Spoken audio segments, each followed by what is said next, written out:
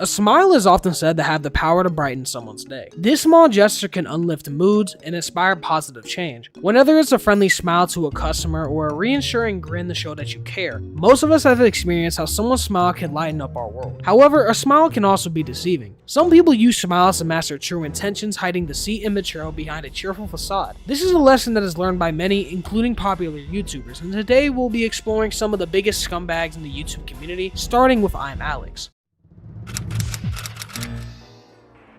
I'm Alex is a popular commentary-style YouTuber known for creating videos on various topics and collaborating with other well-known creators. This strategy has helped him amass an audience of over 2 million subscribers. However, recently, Alex has experienced a decline of subscribers and now is sitting below the 2 million mark, with the numbers continuing to fall. Alex was exposed for allegedly abusing his ex-girlfriend Alice Hayes on June 15, 2024. Alex would post a Google Drive link with a ton of information showing off videos and text messages where Alex's true colors are shown. This section reveals some troubling behavior, showing Alex making threatening remarks towards Alice, including him saying that he would bash her head in with a brick. You really need a fucking fix.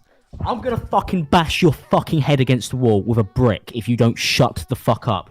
Also referring to her as just his dog.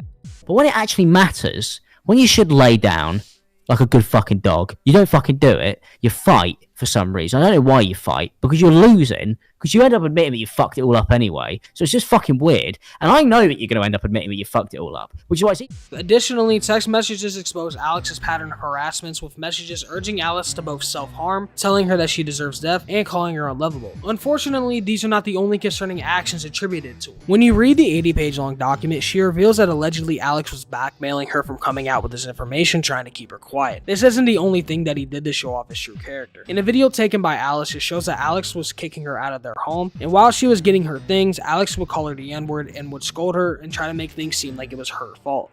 Over what? I don't understand, because you ain't got anything to fucking be stuck up over.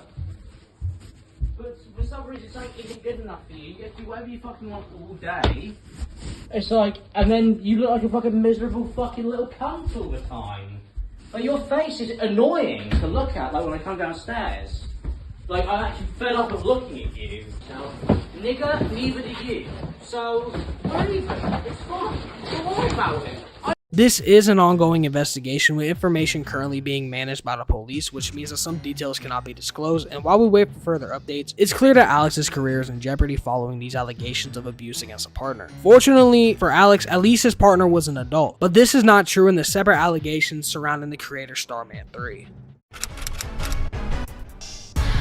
Starman 3 may not be a household name on YouTube with only around 50,000 subscribers, but that doesn't make his actions any less serious. He was a prominent figure in the Super Mario Machinima community, where creators craft stories using the Mario universe. At one point, Starman 3 was one of the most beloved and popular creators in the niche. However, after a series of serious allegations surfaced against him, he has since vanished from the internet, only being spotted spontaneously on some other obscure websites. Starman 3 used to be the leader of the YouTube group called the YouTube Rangers, but underneath this seemingly innocent group, there has been allegations of grooming, predatory behavior, and using their power to abuse children for their own sick sexual gratification. The downfall will begin when group member Mystic released a tweet longer, exposing several members, with Starman 3 being the main target. Mystic shared disturbing messages and roleplay scenarios, revealing how Starman 3 asked for inappropriate pictures, engaged in video calls where he watched Mystic in compromising situations, and committed even more egregious acts involving bestiality with the character Yoshi, a reoccurring element in this story. Unfortunately, Mystic was not the only victim. During this time of abuse, Mystic confided in other members of the Rangers, Cobalt and Fun, about the mistreatment he was experiencing from Starman 3. It was then that he learned that Cobalt was going through a similar ordeal. However, Fun dismissed their concerns, suggesting that they were overreacting. This response left Mystic upset, and within a few months, he was actually banned from the group entirely. Mystic was not the only victim. Moonlight Memo, also known as Megan, released a tweet-longer post detailing the abuse she suffered from the hands of Starman 3, revealing that she now has been diagnosed with CPTSD as a result of this situation. She shared DMs and exposed the disturbing abuse she endured from Starman 3, including unwanted sexual advances, requests for explicit pictures, and the coercion to self-harm and restrict her eating to stay smaller. And this is just the tip of the iceberg. If you want a full-length video on Starman 3 and his actions over the years, please let me know in the comments below. There's a whole lot of stuff with Starman 3, and Starman 3 is one of the most evil creators to ever show up on YouTube, but I believe that the creator Earl Warden might be even worse.